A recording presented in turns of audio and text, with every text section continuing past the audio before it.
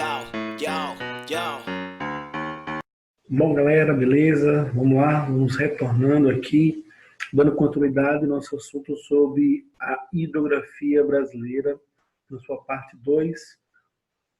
Vamos continuar falando agora sobre a Bacia da Platina. A Bacia da Platina é formada pelo conjunto das bacias do Rio Paraná, Paraguai e Uruguai, né? Onde as suas nascentes estão aqui no Brasil e elas desaguam no estuário da Prata, ali na divisa em tríplice fronteira.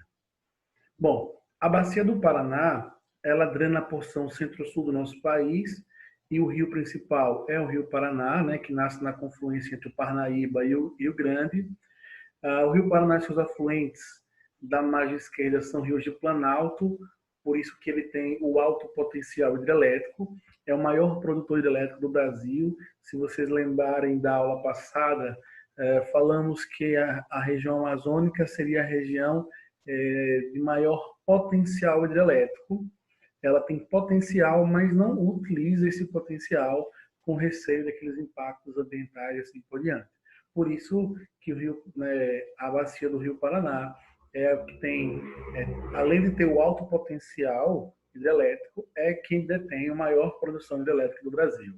A navegabilidade, evidentemente, é muito pequena, porque se ele é um rio que tem um grande potencial hidrelétrico, é porque ele é um rio de planalto. E aí, para que haja a possibilidade de navegação nesse rio, em determinados trechos, é necessário a utilização do que nós chamamos de eclusas, que são aqueles sistemas de nivelamento do rio. É um sistema parecido com ele, é o que está lá no canal do Panamá, que liga o Atlântico ao Pacífico. Aqui nós temos o exemplo, né, da bacia do Paraná, ó, e onde ela vai desaguar, né, na bacia da Prata. E aqui a hidrelétrica da Binacional, né, no Itaipu.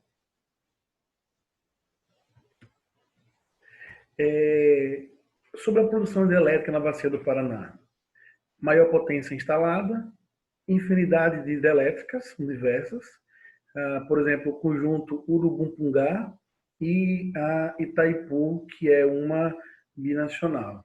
Lembrando sempre que há um custo elevado na instalação de hidrelétricas, além de ter um grande impacto ambiental, tendo em vista que diversas áreas, grandes quantidades de áreas, são inundadas, muitas vezes precisando porque precisa fazer um represamento e muitas vezes há necessidade de deslocamento das famílias ribeirinhas.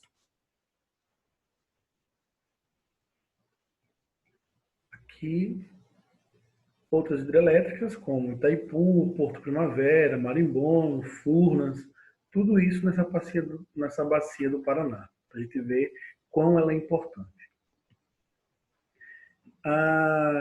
Também serve para a integração dos estados, né, de Minas Gerais, São Paulo, Mato Grosso do Sul, Paraná, Santa Catarina e Goiás, liga a região do Anhembi, de Sorocaba, São Paulo até a Foz do Iguaçu, que possibilita maior integração do Brasil com os países do Mercosul, como é o caso da hidrovia do Tietê-Paraná. Veja quão importância grande é a bacia do Paraná. Bom, a bacia do Paraguai, ela drena uma grande área de planície, bem diferente dessa do Paraná, que é uma área de planalto. Fazem parte ali os países da Bolívia, Paraguai, Argentina e Brasil. O rio Paraguai nasce na Chapada dos Perecis, no Mato Grosso. Seus principais influentes são o rio Cuiabá, rio Taquari e rio Miranda. E as atividades econômicas que estão relacionadas aí principalmente para a pecuária bovina, a expansão da soja e o escoamento do manganês. É uma área também de grande quantidade de extrativismo, então o rio é utilizado para o escoamento das mercadorias, tendo em vista que ele é um rio que pega uma grande área de planície. Claro, além de utilizar para as questões básicas, irrigação, uso doméstico e assim por diante. A bacia do Rio Uruguai, vejam que eu estou falando dessas bacias específicas mais curtas, porque todas essas juntas formam a bacia do Rio da Prata. A bacia do Rio Uruguai é formada pela junção dos rios Canoas e Pelotas e deságua no estuário da Prata, assim como os outros. Alto curso, pequena produção de hidroeletricidade, onde tem só 16% do seu potencial, e no seu baixo curso é usado para risicultura de inundação. Lembro naquelas aulas de hidrografia, alto curso na parte mais superior, mais alta do rio, médio curso e baixo curso, ou curso menor, como vocês queiram. Então, no alto custo tem a produção de energia, que é baixa, 16% apenas do seu potencial. Vejam, é isso que eles usam hoje, tá? Então, poderia ser utilizado muito mais, mas o que está sendo utilizado hoje é isso por diversos motivos. E lá no baixo custo, nós temos a risicultura de inundação. Algumas bacias hidrográficas do Rio Grande do Sul. 3 grandes bacias hidrográficas. A bacia do Uruguai, a qual faz parte da bacia do Rio da Prata, que abrange cerca de 57% da área total do estado. A bacia do Guaíba, com 30% total, apresenta áreas de grande concentração industrial e urbana, e a bacia litorânea, com 13% total. Vejam que essas bacias não estão descritas nas bacias do Brasil. Por quê? Porque aí são as bacias regionais, ou as subbacias, mas eu trouxe para vocês terem uma ideia, já que está associado a essa bacia do Rio da Prata. Tá? Ó, a bacia do Rio Grande do Sul, dividida em 3 bacias. Bom, e sobre as bacias secundárias? Nós temos aqui 5 bacias secundárias no Brasil. Atlântico do Nordeste Oriental, Atlântico do Nordeste Ocidental, Atlântico Leste, Atlântico Sudeste e Atlântico Sul. Atlântico do Nordeste Ocidental, que se estende do Maranhão até Alagoas e ocupa uma área que equivale a 3,4% da superfície do Brasil. Elas são chamadas de secundárias porque elas são menores, elas, claro, têm a sua importância regional, mas elas são bem menos expressivas do que as outras bacias que a gente já estudou. A do Atlântico do Nordeste Ocidental engloba boa parte do Maranhão e uma pequena região do Pará. Está na área de transição entre a floresta amazônica e o cerrado. Tá? Atlântico Leste, essa da qual o nosso estado também faz parte, estende de Sergipe até o Espírito Santo, localiza-se na região semiárida do país e passa por prolongados períodos de estiagem. Então já percebeu que Sergipe não tem apenas uma bacia hidrográfica. Por isso que eu trouxe lá a bacia do Rio Grande do Sul. Só no Rio Grande do Sul, 3 subbacias. Então, Sergipe faz parte da bacia do Atlântico Leste, mas eu sei que um pedaço dele também faz parte da bacia do São Francisco. O Atlântico Sudeste, que vai Minas Gerais, Espírito Santo, Rio de Janeiro, São Paulo e Paraná, e é formado por rios curtos, de expressão local, e que nascem nas encostas dos planaltos. Então, os planaltos são aqueles famosos divisores de água, tá? E grande parte dos nossos rios nascem desses planaltos. E, por último, o Atlântico Sul, apenas 2,2% do território brasileiro, e abrange as áreas de todos os estados da região sul, e drena uma área intensamente urbanizada, que a gente viu as subbacias do Rio Grande do Sul fazem parte dessa bacia do Atlântico Sul. Como a gente já tinha explanado, a bacia hidrográfica ela também é formada pelas águas subterrâneas, os lençóis freáticos e aquíferos. No Brasil existem diversos aquíferos, mas 2 aquíferos chamam a atenção. O aquífero Guarani, que é localizado na região centro-oeste, recurso transfronteiriço Brasil, Paraguai, Uruguai e Argentina.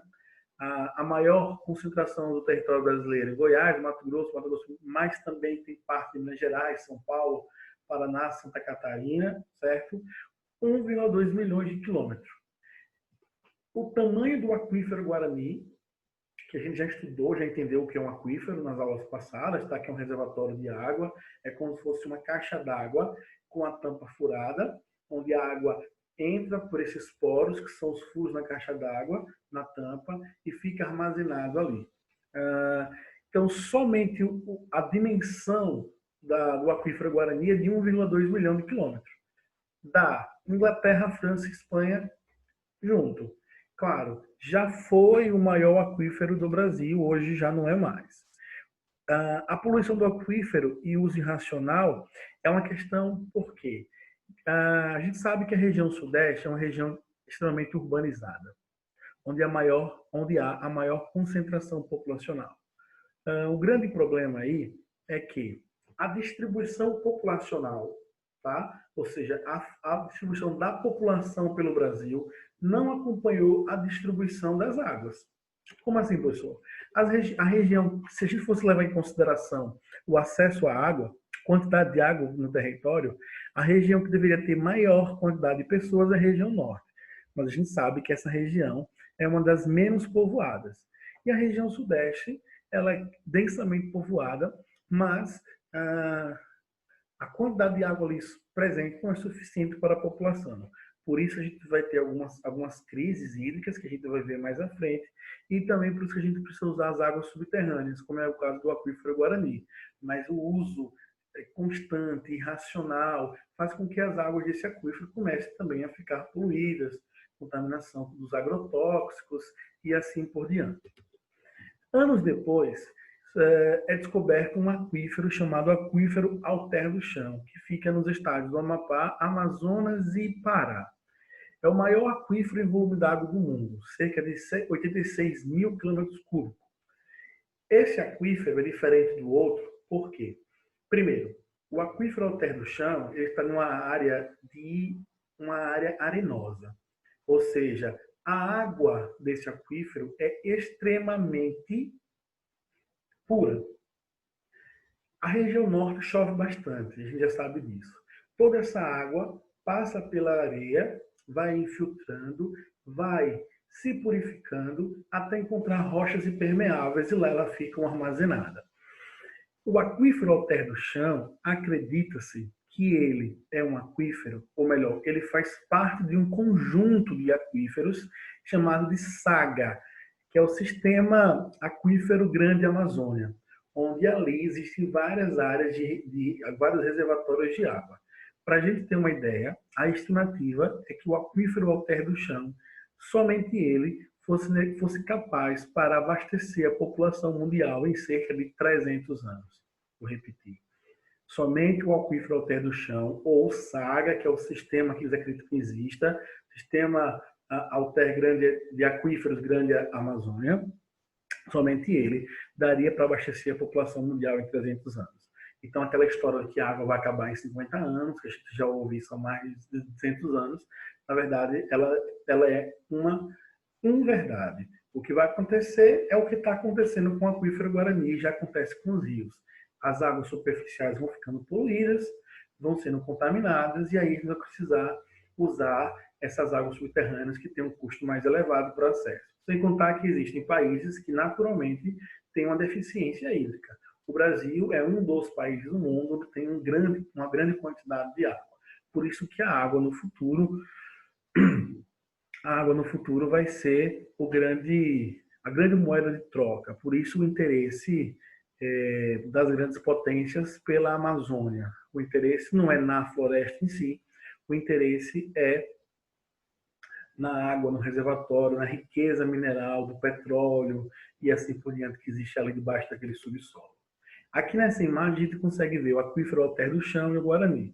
Vocês podem ver que o Guarani ele é um recurso transfronteiriço, porque ele passa do Brasil, né, vai para outros países, enquanto o Alter do Chão é apenas brasileiro.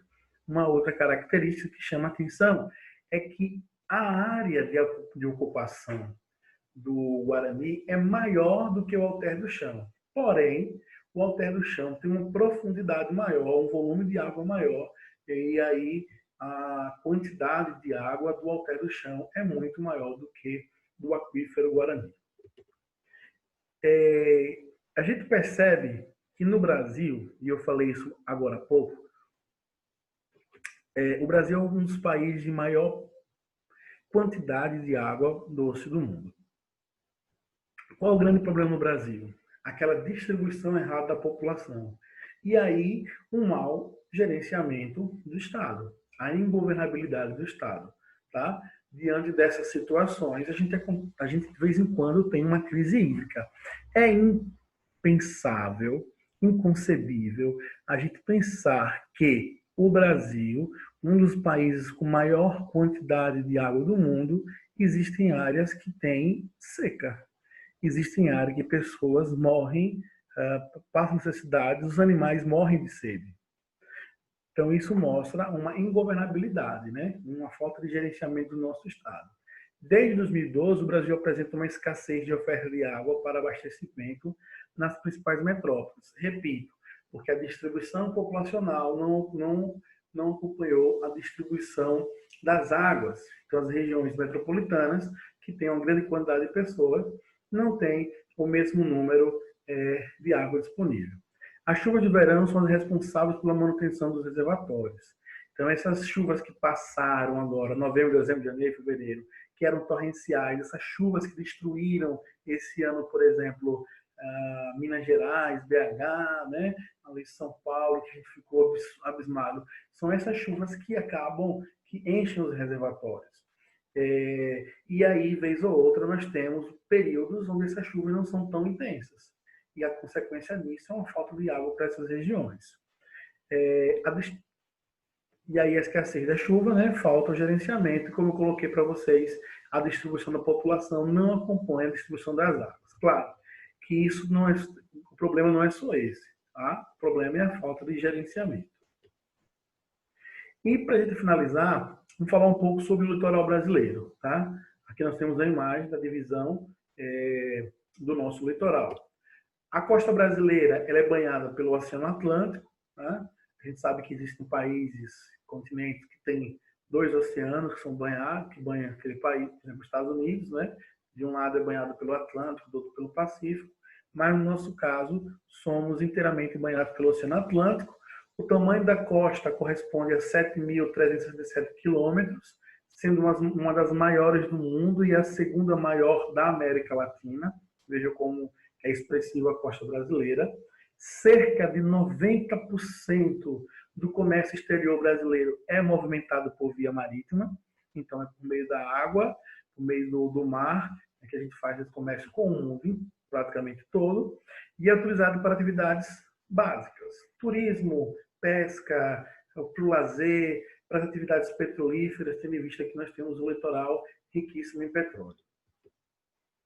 E quando a gente fala sobre plataforma continental, é o quê? É o prolongamento do continente submerso.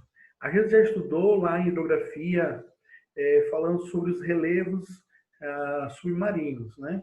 E aquele prolongamento da plataforma continental, aquele prolongamento do continente que fica submerso, coberto de água, é chamado de plataforma continental.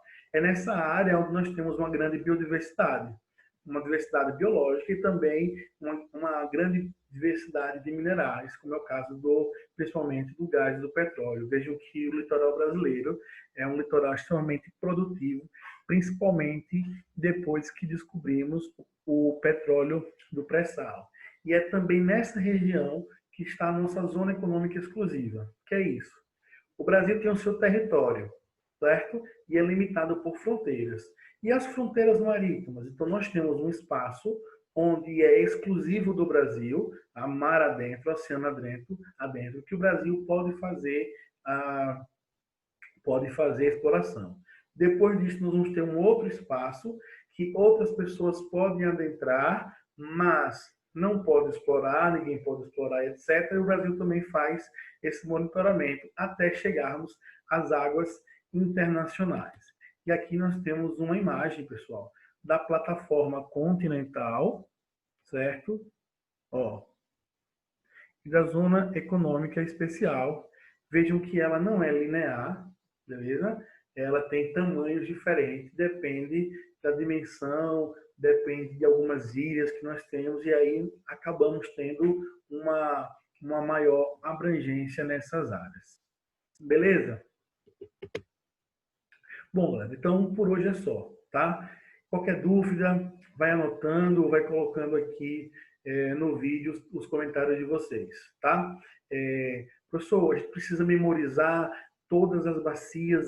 Não. O que eu preciso de vocês? Que vocês entendam o que é uma bacia hidrográfica, que vocês entendam essa distribuição e que vocês peguem as principais características das principais bacias. Professor, quais bacias o senhor acha que eu deveria pegar as principais características? Amazônica, do Paraná, Tocantins, Araguaia, do São Francisco. Pelo menos essas a gente tem que ter em mente as principais características. A Amazônia do seu potencial hidráulico, mesmo que baixo, pouco aproveitado, sobre ser uma área de planície, assim por diante. O Paraná de ser a maior produção de hidrelétricas, de ser de planalto. O São Francisco por cortar grandes áreas áridas. O Tocantins pela exportação de grãos, de minérios. Então, vamos pegar as principais características dessas bacias hidrográficas. Tranquilo, beleza? Bom, espero que tenham gostado. Lembro de colocar os comentários aqui no vídeo. Lembro também de se inscrever e ativar a sinalização para quando a gente colocar esses vídeos, tá bom? Então, um forte abraço e saudações geográficas. Yo.